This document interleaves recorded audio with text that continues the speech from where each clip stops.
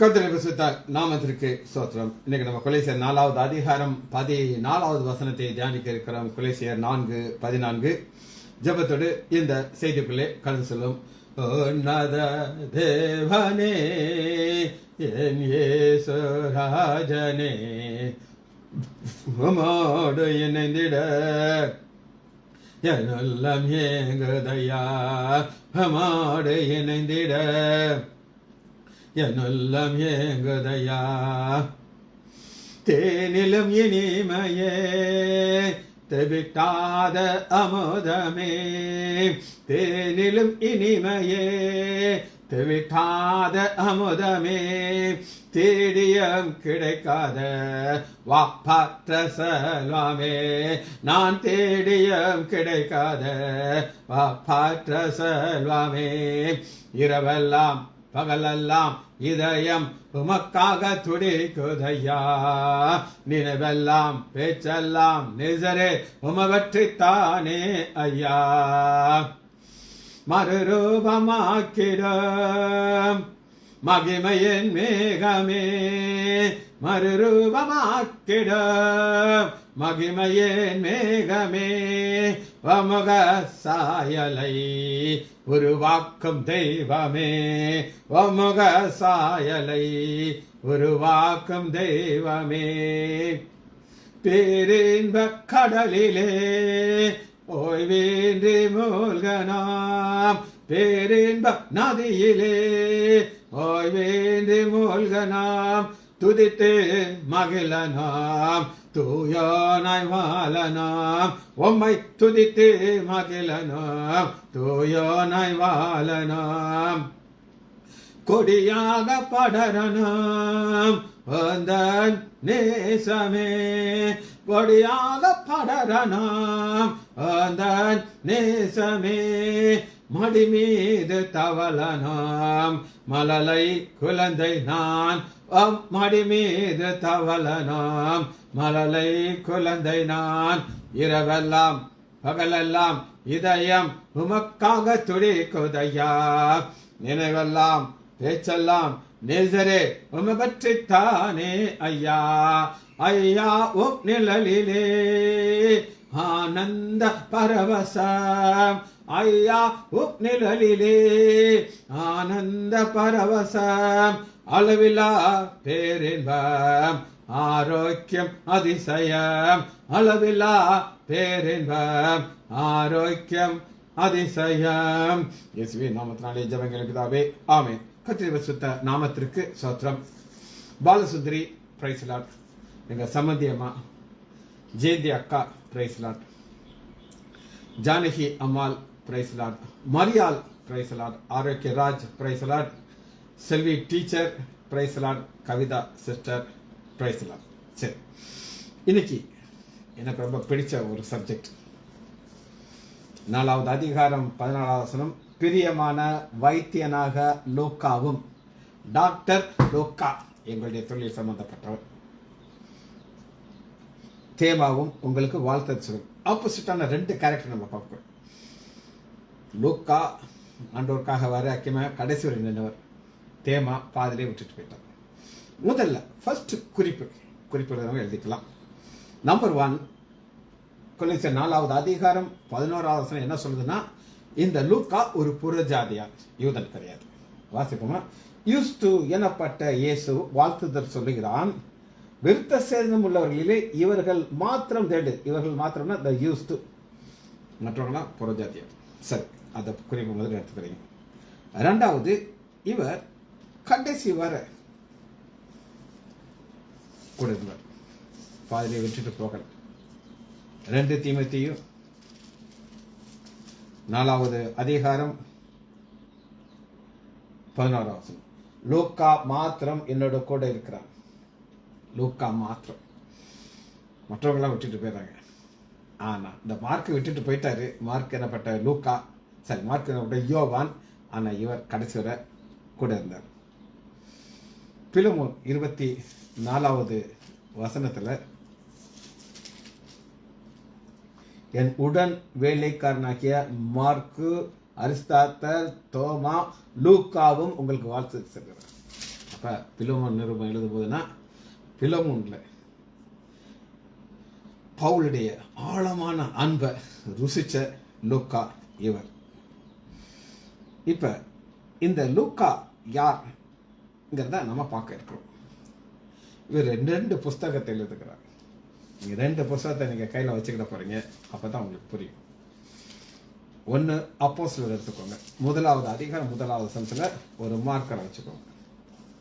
அப்போஸ்தலர் 1:1, லூக்கா 1:1.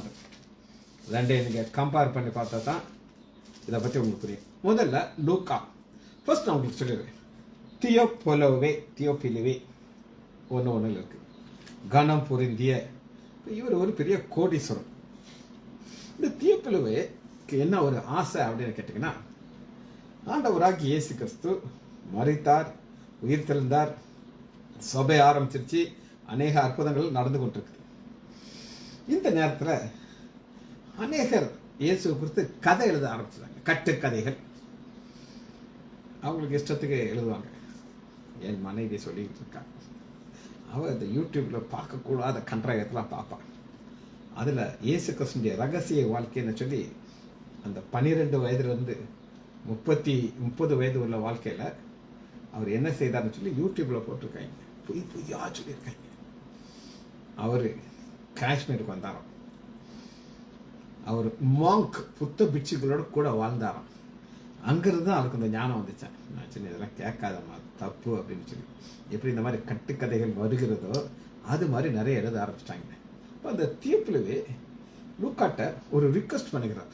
என்ன ரிக்வெஸ்ட் பண்ணுகிறார்? நான் உனக்கு நிறைய பணம் கொடுக்குறேன், நீ என்ன செய்யணும், இயேசு வாழ்ந்த இடத்துக்கு நேரம் நீ போகணும், பெத்லகேமுக்கு போய் அந்த எந்த இடத்துல இயேசு பிறந்தாரோ மாட்டுத்தொழுவத்தை போய் பாரு, அந்த பிறந்த இடத்த போய் பாரு, அந்த சத்திரக்காரன்ட்ட போய் கேளு. அப்படி இவர் சொன்ன உடனே இவருக்கு காசு கிடைச்சிருச்சு. போய் ஒவ்வொரு இடமும் போய் கேட்டு கேட்டு கேட்டு ஒரு புஸ்தகம் எழுதுகிறார். அதான் லூக்கா. இப்போ நான் சொல்லிட்டேன், வாசிக்கிறேன். கனம் பொருந்திய தியோபிலுவே. இந்த கனம் பொருந்திய என்னன்னா ஒரு பெரிய பவர்ஃபுல் பணம். 2 இருக்கு. நாங்கள் முழு நிச்சயமாய் நம்புகிற சங்கதிகளை, நான் பவுலோடு வாழ்ந்த நாட்கள்ல அறிந்து கொண்ட காரியங்களை ஆரம்பம் முதல் கண்ணார கண்டு வசனத்தை போதித்தவர்கள் எங்களுக்கு ஒப்புவித்தபடியே அதை குறித்து சார்ந்த அநேக பேர் நிறைய டிக்கெட் கிளம்பிருச்சு. ஏன்னா இயேசு பற்றி கதையாக எழுதுனா அந்த புத்தகத்தை வாங்க அநேகர் இருக்காங்க. இப்போ பாருங்க, அதுக்கு நான் என்ன செய்ப்பேன் அப்படின்னு கேட்டிங்கன்னா, 3 ஆதி முதல். இந்த ஆதிங்கிறது ஆதி ஆகமத்தில் ஆதி யோவான்ல அந்த ஆதி கிடையாது. இயேசு எங்க பிறந்தாரு அந்த இடத்துக்கு நான் போய் சரித்திரத்தை எல்லாம் நான் செய்வேன், சரித்திரத்தோடு இணைச்சு போறேங்கிறாங்க. எல்லாவற்றையும் திட்டமாய் விசாரித்து அறிந்து நானும் உமக்கு உபதேசிக்கப்பட்ட விஷயங்களை நிச்சயமாக நீர் அறிய வேண்டும் என்று அவைகளை ஒழுங்காய் உமக்கு எழுத வேண்டியது எனக்கு நலபதி. ஒழுங்காய்னா ஆர்டர்ல எழுதப்படுறது. புரியுதுங்க? இதே காரியத்தை தான் அப்போஸ்தலர் 1 தியோபிலுவே, அதே தியோபிலுவே இயேசுவானவர் தாம் தெரிந்து கொண்ட அப்போஸ்தலருக்கு பரிசுத்தவான்களை கட்டளை அவர் எடுத்துக்கொள்ளப்பட்ட நாள் வரை செய்த உபதேசங்களை குறித்து 1ஆம் பக்கத்தில், அதாவது ஃபர்ஸ்ட்ல நான் எடுத்துக்கொள்ளலாம் ராப்சர் வரை எழுதிச்சேன். அவர் புறப்பட்ட பின்பு 40 நாள் நடந்த எல்லாத்தையும் பேசி அநேக கருத்து அவைகளை உயிரோடு காண்பித்தார். இப்ப நான் இந்த செகண்ட் இதை எழுதப்படுறேன். இப்ப ஃபர்ஸ்ட் நம்ம என்ன பார்க்க இருக்கிறோம் அப்படின்னு கேட்டீங்கன்னா, இவருடைய புஸ்தகம், இவர் டாக்டர்னால நிறைய காரியங்களை ஒரு மருத்துவர் பார்க்குற மாதிரி பார்க்குறார். இந்த லூக்கா புஸ்தகத்தில் மட்டும் பார்த்தீங்கன்னா, நான் ஒரு 10 அதிகாரத்திற்கு என்னால் முடிஞ்சதை நான் எழுதியிருக்கிறேன். எந்த அளவுக்கு அவர் மற்ற எல்லாத்தையும் விட ஒரு நோய் வந்த உடனே டென்ஷன் ஆகிடுவார். வாசிப்போமா? லூக்கா 5வது வசனம், லூக்கா 1:5 பாருங்க. யூதேயா தேசத்திலே ராஜாவாகிய ஏரோதின் நாட்களிலே. இந்த சரித்திர ஆசிரியர்கள்ட்ட போய், ஐயா யூதேயா தேசத்துல ஏரோதுன்னு ஒரு ராஜா இருந்தான்னா, ஆமா எங்க ஹிஸ்டரியில இருக்குது. உங்களுக்கு கற்பனை கிடையாது. ஒரு சரித்திரம் ஹிஸ்டரியை வச்சு தான் எழுதுறாரு. ஹிஸ்டரி மாறவே மாறாதுங்க. உங்களுக்கு ஒரு தெரியாமல் இருக்கலாம். அப்போ லூக்கா ஒரு காரியத்தை எழுதும் பொழுது எதோட இணைத்து எழுதுறாருன்னா சரித்திரத்தோடு இணைத்து எழுதுகிறார். அபியா என்னும் தேசவர். அப்ப இந்த இயேசுக்கு முன்னோடியா இருந்த யோவான் ஸ்நானனை பத்தி எழுதுறதுக்கு முன்னாடி எதை இணைக்கிறான்னா ஒரு சரித்திரத்தை இணைக்கிறார். இந்த நாட்கள்ல அந்த சம்பவம் நடந்துச்சு அப்படின்னு சொல்லி. சரி, 2வது அதிகாரம் 3வது வசனத்தை வாசிங்க. லூக்கா 2:3. அந்தப்படியே சரி, முதல் வசனத்திலிருந்து வாசிக்கணும். 2:1. இன்னொரு முக்கியமான ஒரு காரியத்தை லூக்கா எழுதுகிறார். அது என்னன்னா, அந்த உலகம் 2ஆ பிரிக்கப்படுகிறது. கிமு கிபி. இது எப்ப நடந்தது, யாரால் நடந்தது, மறுபடியும் சரித்திரம். யாருமே இல்லைன்னு சொல்ல முடியாது. ராமர் பாலம் அப்படின்னு ஒன்று கட்டப்பட்டுச்சு இருந்துச்சுன்னு சொல்லி சில வருஷத்துக்கு முன்னாடி பெரிய ஒரு சர்ச்சை இருந்துச்சு. இத ஒரு சரித்திர பெரிய ஒரு சீஃப் ஒருத்தர் கொடுத்து கேட்டிருக்காங்க. அவர் சரித்திரத்தில் ஹிஸ்டரியில் ஃபுல்லாக பார்த்து அவர் அக்பர் இருந்தார், அவுரங்கசீப் இருந்தார், இவங்கெல்லாம் இருந்ததாக சரித்திரம் இருக்குது. ஆனால் ராமர் வாழ்ந்ததாக சரித்திரமே இல்லை அப்படின்ட்டார். ஒரு சினிமா பாடல் எழுதுகிறவர் வைரமுத்து அவர் பேர். அவர் ஒரு வார்த்தை சொல்றார்.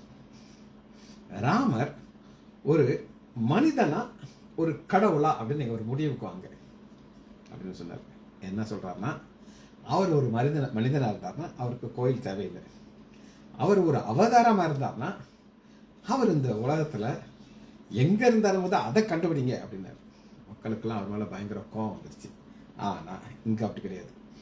அந்நாட்களிலே உலகமெங்கும் குடிமதிப்பு எழுத வேண்டும் அகஸ்து ராயனால் கட்டளை வந்தது. இந்த அகஸ்து ராயனுக்கு திடீர்னு ஆண்டவர் அவனுடைய இருதயத்தில் ஒரு ஆசைப்பட்டான். இன்னைக்கு நிறைய பேர் இந்த காயின் சேர்ப்பாங்க. எங்கள் அண்ணன் நிறைய காயின் சேர்த்து வச்சிருக்காரு. பிச்சைக்காரன்ட்ட போட்ட கூட வாங்க மாட்டான், வாங்க மாட்டான். ஆனால் இந்த மாதிரி ஒரு ஆசைப்பட்டார். குடிமதிப்பு. சீரியா நாட்டிலே சிரினே என்பவன் தேசாதிபதி. அதை பார்த்தீங்களா, சீரியா தேசம். அப்ப லூக்கா ஒவ்வொன்றையும் போய் சரித்திரத்தை அட்டாச் பண்ணி எழுதுறார். இந்த முதலாம் குடிமதிப்பு அது எல்லாரும் அந்த ஊர் போனாங்க. அதனாலதான் ஆண்டவராக இயேசு கிறிஸ்து பெத்லஹேம் போனது எல்லா டீட்டெயில் நமக்கு எழுதி கொடுத்தார். சரி, இது சரித்திரத்தை அட்டாச் பண்ணி தான் எழுதுகிறார். 4வது அதிகாரம் 33வது வசனம். லூக்கா 4:33. ஜெப ஆலயத்திலே அசுத்தாவி பிடித்த ஒரு மனிதன் இருந்தான். நான் என்ன விசுவாசிக்கிறேன் இந்த புஸ்தகத்தில் சொல்லியிருக்காருன்னா, இப்போ லூக்கா நேரா எங்க வைப்பான்னு ஜெப ஆலயத்துக்குள்ள போயிருப்பார். போய் எப்பா என்னப்பா நடந்துச்சு, ஏன்னா அவர் தான் அதிக டீட்டெயில்ஸ் கொடுக்குறாரு. ஒரு மனுஷன் இருந்தான். அவன், ஐயோ நசரேயனாகிய இயேசுவே எங்களுக்கும் மொக்கும் என்ன, நீ தேவனுடைய குமாரன். அதற்கு இயேசு பேசாமல் இருந்துட்டு போங்கிறார். அந்த பிசாசு அவனை ஜனங்கள் நடுவே விழத்தள்ளி அவனுக்கு ஒரு சேதம் உண்டாமல் அவன் நேற்று போயிடுச்சு. இவர் அதிகாரத்தோடு அசுத்தாவை கட்டளையிடுகிறான்னு சொல்லி எல்லாரும் ஆச்சரியப்படுறாங்க. அசுத்தாவை குறித்து நம்ம லூக்காக்கு நிறைய தெரியும். அப்ப அசுத்தாவி இருந்த ஒருத்தனுக்கு இவன்கிட்ட லூக்காட்ட கூட்டிட்டு வந்தா அவங்க ஒரு சில ப்ரொசீஜர் வச்சிருப்பாங்க, இப்படி இப்படி இப்படி இப்படி செய்யணும்ட்டு. ஆனா இவர் என்ன செய்யறாருன்னா கட்டளை இடுகிறார். அப்ப ஆச்சரியப்படுறார், யாங்க கொடுக்குற ட்ரீட்மெண்ட்டுக்கும் இவருக்கு வித்தியாசம் இருக்கு. அதை டீட்டெயிலா விளக்கமா சொல்லிட்டார். 38வது வசனத்தை வாசிங்க. பேதுருடைய மாமி ஜெபாலயத்தை விட்டுட்டு நேரம் அங்க வர சீமோன் வீட்டு. இந்த பேதுருடைய மாமி ஜுரம். 3 பேர் இதை எழுதுறாங்க. யாரெல்லாம் எழுதுறாங்க அப்படின்னு நீங்க கேட்டீங்கன்னா, மத்தேயு 8:14 மத்தேயு 9 வெறும் ஜுரம்னு எழுதுறாரு. மார்க்கு 1:30 மார்க்கும் வெறும் ஜுரம் எழுதுறாரு. ஆனா நம்ம டாக்டர் வெறும் ஜுரம் எழுத மாட்டார். சீமோனுடைய மாமி கடும் ஜுரமாய் கிடந்தால். இந்த ஜுரத்திற்கும் கடும் ஜுரத்திற்கும் என்ன வித்தியாசம்னா, சாதாரண காய்ச்சல் இருந்தா ஒரு பேரஸ்டமால் மாத்திரை போட்டு, அல்லது நான் ஒரு சிலர் காம்பினேஷன் வச்சுருக்கேன், உடம்பு வெளியில் அந்த மாத்திரை போட்டு படுத்துன்னு அர்த்தம் சரியா போயிடும். ஆனால் அந்த கடும் ஜுரங்கிறது கொரோனா மாதிரி. கொரோனாவில் என்ன வரும், காய்ச்சல் தான் வரும். ஆனால் அந்த காய்ச்சல் ஆளை கொண்டுவிடும். அந்த அளவுக்கு ஒரு கொரோனா மாதிரி ஒரு கடும் ஜுரத்தில் இருந்தாங்கன்னு சொல்லி நேராக பேதுரு மாமி வீட்டுகிட்ட போய், பேதுரு மாமி வணக்கம், நான் டாக்டர் லூக்கா வந்திருக்கிறேன், நீங்கள் கொஞ்சம் சொல்கிறீங்களா? அந்த அம்மா சொல்லும், சாப்பிடவே முடியலங்க டாக்டர். இப்போ இல்லை, நான் செத்தே போயிருவேன்னு நினச்சேன், நிற்க முடியல, நடக்க முடியல, படுத்திருந்தேன், கொஞ்சம் கொஞ்சமாக அன்கான்சியஸ் ஆகிறேன், புலம்புறேன், இதெல்லாம் கேட்டுட்டு இருந்தாங்க. வந்தார், மேலே குனிஞ்சார், என்னிடத்துல குனிந்து நின்று, குனிஞ்சிட்டே நிற்கிறார், இப்படியே குனிஞ்சிட்டு நின்னாருங்க. யார் சொல்ல முடியல, மத்தேயு சொல்ல முடியல, மார்க்கு சொல்ல முடியல. கட்டளையிட்டார், அது ஏன் அவளை விட்டு நீங்கிட்டு, உடனே அவள் எழுந்து பணிவிடை செய்தார். விட்டு நேரம் அடுத்து போற 40வது வசனம். சூரியன் அஸ்தமித்த போது ஜனங்கள் எல்லாரும் தங்களுக்குள்ளே பல பல வியாதிகளால் வருத்தப்பட்டு அவற்றில் கொண்டு வந்தார். நியூஸ் போயிடுச்சு, பேதுரு மாமி செத்து போயிட்டாங்க நினைச்சாங்க. சொந்தக்காரர் ஒருத்தர்.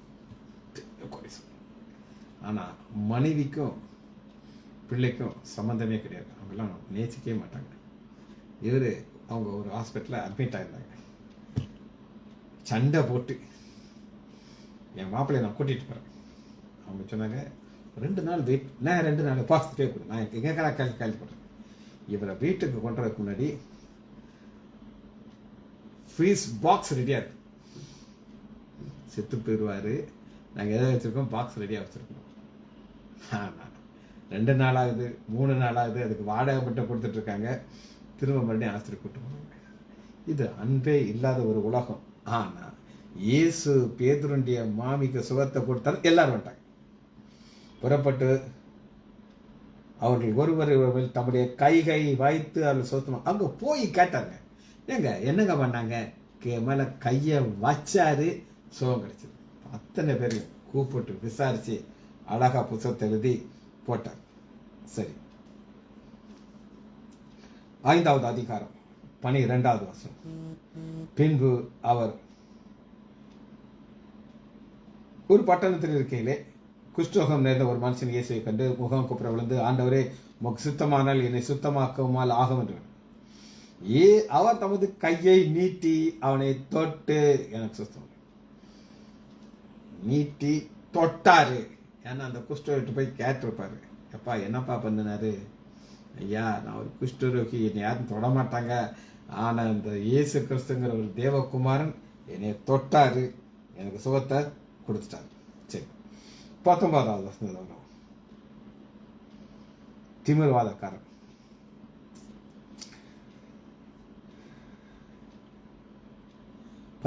அப்பொழுது சில மனிதர், 4 மனிதர்ல சில மனிதர்ங்கிறாரு. ஏன் சில மனிதர் அப்படின்னு கேட்குறீங்கன்னா, கொஞ்சம் பேர் சேர்த்து கொண்டு வந்திருக்காங்க, 4 பேர் தூக்கிட்டு வந்தாங்க. ஆனால் சிலர் படுக்கையோடு எடுத்துக்கொண்டு அவனை முன்பாக கொண்டு வந்து வகை இறக்கினார்கள். விசுவாசத்தை காண்டு திமிர்வாதனை நோக்கி உன் பாவமனுக்கு மன்னிக்கப்பட்டது சொல்லிட்டு, நீ உன் படுக்கை எடுத்துக்கொண்டு உன் வீட்டுக்கு போ என்று உனக்கு சொல்லுகிறேன். உடனே தன் படுக்கையை எடுத்துக்கொண்டு தேவனை மகிமைப்படுத்தினார். இவருக்கு ஆச்சரியமா இருக்கு. ஏன்னா அதனால எல்லாரும் ஆச்சரியப்பட்டு எல்லாருமே அவரையும் சேர்த்தா சொல்றாங்க. ஏன் அவரையும் சேர்த்து சொல்றாரு அப்படின்னு கேட்டீங்கன்னா, இவர் ஒரு டாக்டர், படித்தவர், டிகிரி வச்சிருந்திருக்காரு. அவருக்கு தெரியும் இந்த திமிர்வாத காரணம் ஒருத்தர் வந்தானா அது என்ன இருக்குன்னு நான் உங்களுக்கு சொல்றேன். அதாவதுங்க, மல்டிபிள் ஜாயிண்ட் ஃபெயிலியர் ஆகும்.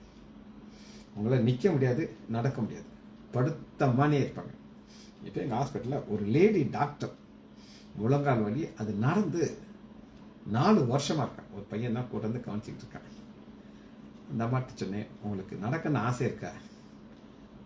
எனக்கு ஆசை கிடையாது, எனக்கு 54 வயசாயிருச்சு, இருக்கிற நாள் நான் இப்படியே வாழ்ந்துட்டு போயிடுறேன், எங்களால் ஏதாவது செய்ய முடியுமா? ஒன்றும் செய்ய முடியாது.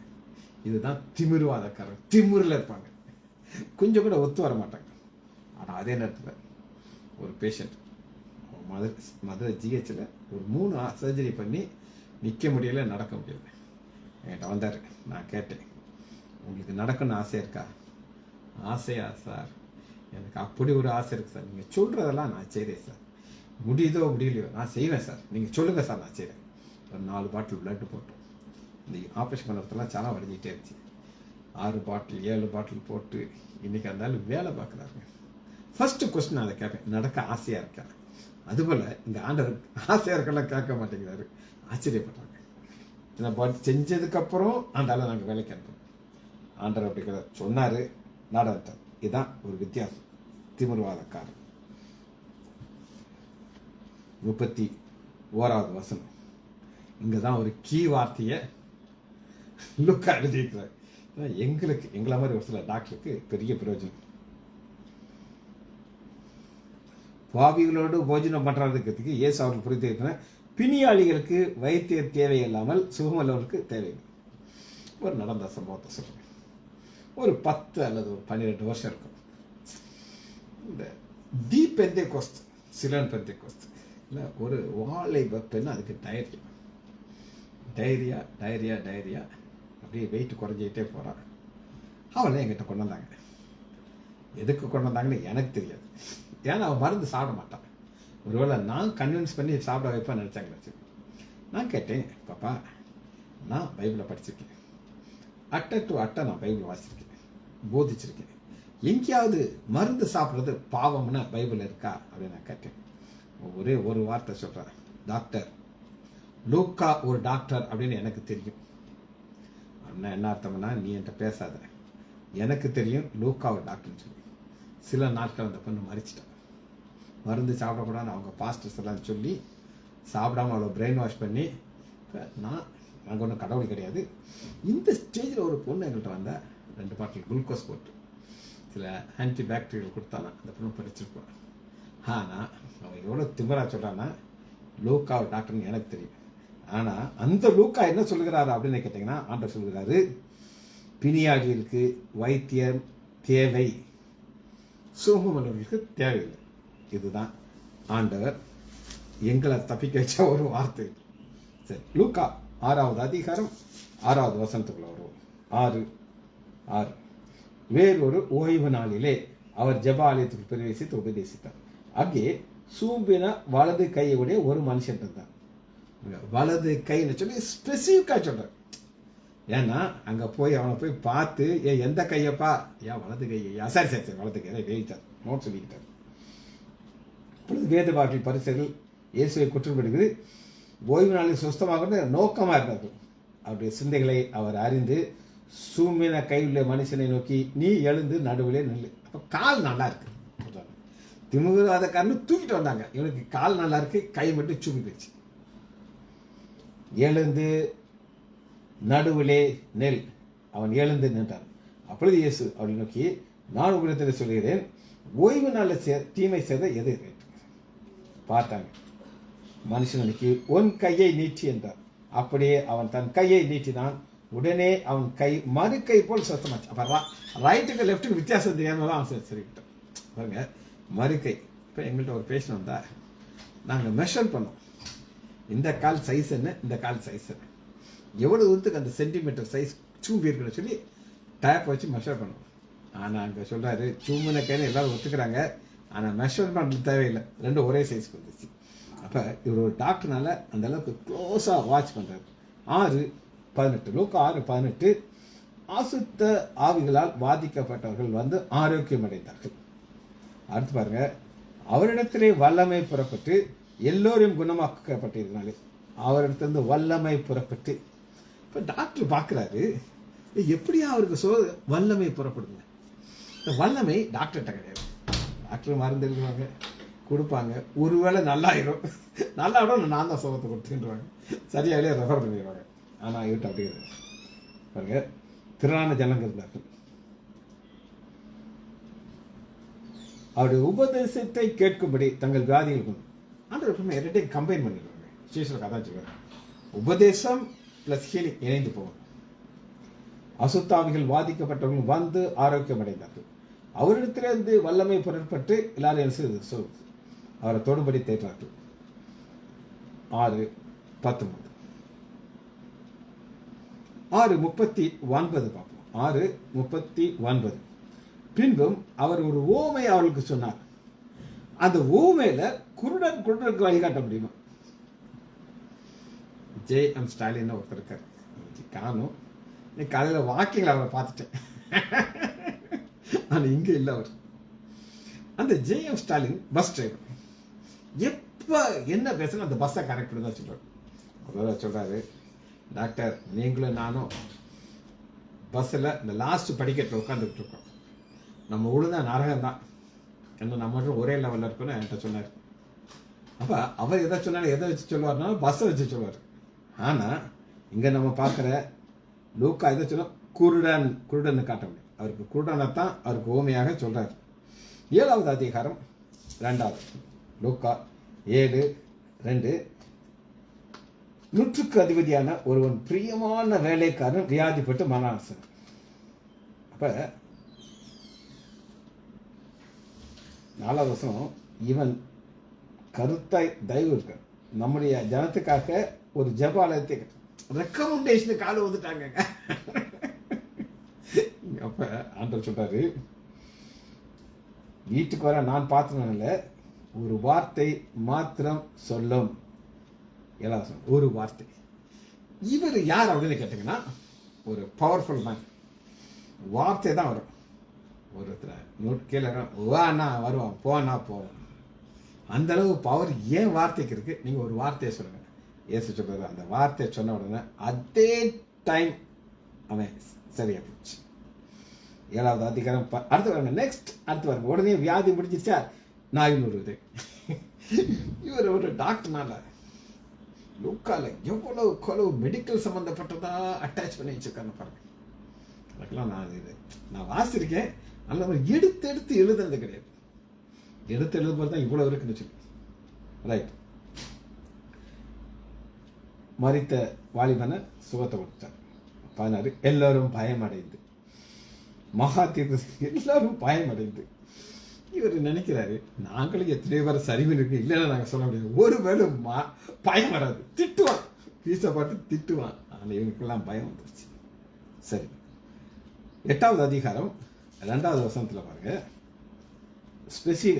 அவர் பொல்லாத ஆவி வியாதிகளை நீக்கி குணமாக்கின சில ஸ்திரீகளிலே 7 பிசாசுகள் நீங்கின மகதன மரியாள்கிட்ட 7 பிசாசு இருக்குன்னு சொல்லி மகதன மரியாள்கிட்ட பேசி உனக்கு என்னெல்லாம் பிரச்சனை இருந்துச்சுன்னு கேட்டு அவர் சொல்ற பாயிண்ட் எழுதி 7 பிசாசு இவருக்குள்ள இருந்துச்சுன்னு சொல்லி டாக்டர் டயக்னோஸ் பண்ணிட்டார். 8வது அதிகாரம் 2வது வசனம் 27வது வசனம். ஒரு நெடுநாளாக பிசாசு பிடித்த வஸ்திரம் தெரியாது. இவன்கிட்ட போய் விசாரிச்சு என்னென்ன கேட்டான்னா, ஐயா இந்த பன்றிக்குள்ள போறதுக்கு பெர்மிஷன் கேட்டாரு. எனக்கு நல்லா ஞாபகம் இருக்கு. என்கிட்ட இருந்த பிசாசுலாம் பன்றிக்குள்ள போச்சு, எல்லாம் சத்தே போச்சு. 8வது அதிகாரம் 41வது வசனம். யாபீரு ஜெப ஆலயத்தின் தலைவன் யாபீரு பேர்ல ஒரு மனிதன் இயேசுடைய பாதத்தில் வந்து வீட்டுக்கு. இப்ப ஒரு இன்டர்லூட் என்ன நடக்குதுன்னா, 12 வருஷமா எல்லாமே பாருங்க நோயோடய கனெக்ட் பண்றாங்க. இங்க யாபீரு மகள் நோயோட இருக்காங்க, மரண படுக்கையில் இருக்காங்க. அடுத்து ஒரு நோயோட ஒரு பொண்ணு வர்றான், பெரும்பாடோட ஸ்திரீ. எல்லாமே கனெக்டட் எதிராக இருக்குது, நோய் டிசீஸ். அவர் லுக்கா டாக்டர்னால அவர் ரசிச்சு அதை எழுதியிருக்காரு. 54வது வசனம் 8:54. எல்லாரையும் அவர் வெளியே போக பண்ணி அவள் கையை பிடித்து பிள்ளையை எழுந்தறி அப்படின்னு சொல்லிட்டு அவளுக்கு ஆகாரம் கொடுக்க கட்டளையிட்டார். அதை கூட அவர் எழுதியிருக்காரு. பிள்ளை சாப்பிட்டு செத்து போச்சு, முதல் சாப்பாடு கொடுக்கு என்ன கூட நான் அதை நம்புவேன். சாப்பிடக்கூடிய சாப்பிட்டு காய்ச்சல் தானே பார்ப்போம் அப்படின்னு நான் சொல்லுவேன். ரைட். 9வது அதிகாரம் 1 வசனம்.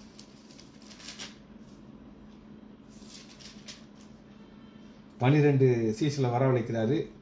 சகல பிசாசுகளையும் துரத்தவும் வியாதி உள்ளவர்களை குணமாக்கும் அவருக்கு வல்லமையும் அதிகாரத்தை கொடுத்து தேவனுடைய ராஜ்யத்தை பிரசங்கம் பண்ணி பிரியாரு. அப்ப டீச்சிங்கும் ஹீலிங்கும் ஈக்குவலா போகணும். அதை ரொம்ப பர்டிகுலரா பார்க்கிறாரு, பவர் கொடுக்கிறாரு. 6வது வசனம். பிணியாரையே குணமாக்கினார்கள். சுற்றி திறந்து கிராமத்துக்கெல்லாம் போய் என்ன செஞ்சாங்க, ஹீலிங் கொடுக்குறாங்க. 9 11. ஜனங்கள் அதை அறிந்து அவருக்கு பின்பற்றினார்கள். அவர்கள் அவரை ஏற்றுக்கொண்டு தேவனுடைய ராஜ்யத்தை குறித்து பேசி சுஸ்தமாக வேண்டும் என்றவர்களுக்கு சுஸ்தத்தை கொடுத்தார். அதுக்கு சுஸ்தமாக விரும்புகிறார். நிறைய பேருக்கு அந்த நோயோடு இருக்குன்னு ஆசை இருக்கும். பெதஸ்தா குளத்தில் இருந்தவனுக்கு உனக்கு சுகமாக்க விரும்புகிறேன்னா அது எஸ்கியூஸ் சொல்லலாம். இந்த மாதிரி யாருக்கு சுகம் கிடைக்கணுமோ அவங்களுக்கு தான் சரி சுகத்தை கொடுப்பார். 9வது அதிகாரம் 38வது வருஷத்தில் அவர் மறுரூப மலைக்கு போகிறார். கீழே இறங்கி வர்றார். கீழே இறங்கி வரும்போது என்ன நடக்குது அப்படின்னு கேட்டிங்கன்னா 9:38 அவர்களில் ஒருவன் சத்தமிட்டு, போதகரே, என் மகனை கடாட்சி தள்ளும். அவன் எனக்கு ஒரே பிள்ளை கேட்டார். அவனுக்கு லூக்கா எழுதும்போது அந்த எத்தனை பிள்ளைங்கிறத கூட என்ன செய்யறாரு மென்ஷன் பண்றாரு. அவர்களே ஒரு ஆவி அவனை பிடிக்கிறது. அப்பொழுது அலறுகிறான். அந்த ஆவி பிடிக்கிறவருக்கு நல்லா குவைட்டா இருக்கான். இந்த கலரில் இருக்கிறவன் எப்பவுமே கத்திக்கிட்டே இருப்பான். அவன் ஒருத்தர் அடுக்க. ஆனால் இவன் அப்படி கிடையாது. அந்த ஆவி பிடிக்கிற வரை குவைட்டா இருக்கான். அப்பொழுது அலறுகிறது. அது அவனை நுரைதல்ல அலைத்தள்ளி அவனை கசக்கி பின்பு நீக்குவது. அது கசக்கின பின்பு அப்பா பார்க்குறாரு. ஐயோ, அந்த பிசாசு வந்து என் பிள்ளைய கசக்குதுன்னு சொல்லி எவ்வளோ ஸ்பெசிஃபிக்காக லூக்கா கேட்டு அதை ரெக்கார்ட் பண்ணிருக்காரு. அதை துரத்தினபடி உங்களிடத்தில் வந்து இதுதான் பிரச்சனை. அப்போ 42வது வசனம், அவன் சமீபத்து வரையிலே பிசாசு அவனை கீழே தள்ளி அலைக்கழித்தது. இயேசு அந்த அசுத்தாவியை குணப்படுத்தி அப்பாட்ட ஒப்பு கொடுக்குறாங்க. சரி, 10வது அதிகாரம் 1 வசனத்தில் ஒரு வசனம் மட்டும் எழுதிக்க, மீதி எங்கே உட்காந்து எழுதிக்கோங்க, எனக்கு டைம் முடிஞ்சிருச்சு. 10:1 மீதி 70 வரை சேர்க்குறாங்க. 12 + 7 இவங்களுக்கு 9வது வசனத்தில் இதே கட்டளையை கொடுத்து அனுப்புகிறார். பிரியாணிகளை சொஸ்தமாக்கி தேவனுடைய ராஜ்யம் உங்களுக்கு சமயம். இப்போ டாக்டர் லூக்காவை நம்ம முடிச்சாச்சு. அடுத்து ஒரு ஆளை பார்க்க போகிறோம். தேமா. கொலைசர் 4:14 தேமாவை பார்க்குறோம்.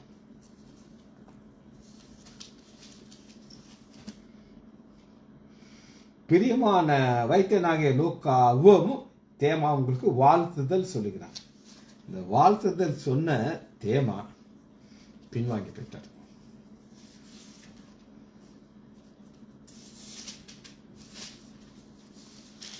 ரெண்டு தீமோத்தேயு 4வது அதிகாரம் 10வது. ஏனென்றால் தேமா இப்பிரபஞ்சத்தின் மேல் ஆசை வைத்து என்னை விட்டு பிரிந்து போயிட்டான். தீத்து இருக்கான். லூக்கா மாத்திரம் கூட இருக்கிறார். அப்ப ஒரு காலத்துல வாழ்த்துதல் சொன்ன தேமா பின்வாங்கி போயிட்டார். பிலமோன் 24வது வசனம் 2:9-8.